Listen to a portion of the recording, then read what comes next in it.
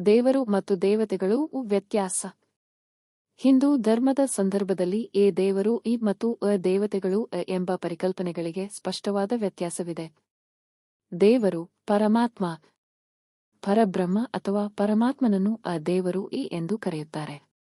ಆತನು ನಿತ್ಯ, ಸರ್ವಶಕ್ತ, ಸರ್ವತ್ರ ವ್ಯಾಪಿ ಮತ್ತು ಸರ್ವಜ್ಞ. ಹಲವರು ಈ ಪರಮಾತ್ಮನನ್ನು ವಿಷ್ಣು, ಶಿವ, ಪಾರ್ವತಿ, ಮಹಾಲಕ್ಷ್ಮಿ, ಬ್ರಹ್ಮ ಇತ್ಯಾದಿ ರೂಪದಲ್ಲಿ ಪೂಜಿಸುತ್ತಾರೆ. ಇವನು ಬೇಗುದಿ ಇಲ್ಲದ ಪರಿಪೂರ್ಣ ಅಜರಾಮರ ತತ್ವ. ಭಗವದ್ಗೀತೆಯಂತೆ ಈ ಪರಮಾತ್ಮನೇ ಎಲ್ಲದಕ್ಕೂ ಮೂಲ ಕಾರಣ. ದೇವತೆಗಳು ಡೈಡೀಸ್, ಉಪದೇವತೆಗಳು.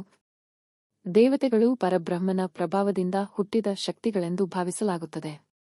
ಇವರು ವಿಶಿಷ್ಟ ಶಕ್ತಿಗಳನ್ನೊಳಗೊಂಡು ಬ್ರಹ್ಮಾಂಡದ ನಿರ್ವಹಣೆ, ಸಂರಕ್ಷಣೆ ಮತ್ತು ಧರ್ಮದ ಸ್ಥಾಪನೆಗೆ ಕರ್ತವ್ಯ ವಹಿಸಿಕೊಂಡಿರುತ್ತಾರೆ. ಉದಾಹರಣೆ: ಇಂದ್ರ, ವರುಣ, ಅಗ್ನಿ, ವಾಯು, ಯಮ, ಚಂದ್ರ, ಸೂರ್ಯ, ಅಶ್ವಿನಿ ಕುಮಾರರು, ಕುಬೇರ, ವಸುಗಳು, ಆದಿತ್ಯರು, ರುದ್ರರು ಮುಂತಾದವರು. ದೇವತೆಗಳು ಪ್ರಕೃತಿಯ ಅಥವಾ ಬ್ರಹ್ಮಾಂಡದ ವಿವಿಧ ಅಂಶಗಳನ್ನು ಪ್ರತಿನಿಧಿಸುತ್ತಾರೆ, ಆದರೆ ಪರಬ್ರಹ್ಮನಷ್ಟೇ ಶಕ್ತಿಶಾಲಿಗಳಲ್ಲ.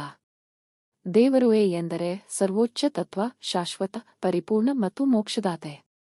ದೇವತೆ ಎಂದರೆ ಬ್ರಹ್ಮಾಂಡದ ನಿರ್ವಹಣೆಯಲ್ಲಿ ನಿರ್ದಿಷ್ಟ ಪಾತ್ರ ವಹಿಸುವ ಶಕ್ತಿಗಳು. ದೇವತೆಗಳು ದೇವರ ಅನುಗ್ರಹದಿಂದ ಶಕ್ತಿ ಹೊಂದಿದ್ದಾರೆ, ಆದರೆ ದೇವರು ಮೂಲ ಶಕ್ತಿಯಾದ ಪರಮಾತ್ಮ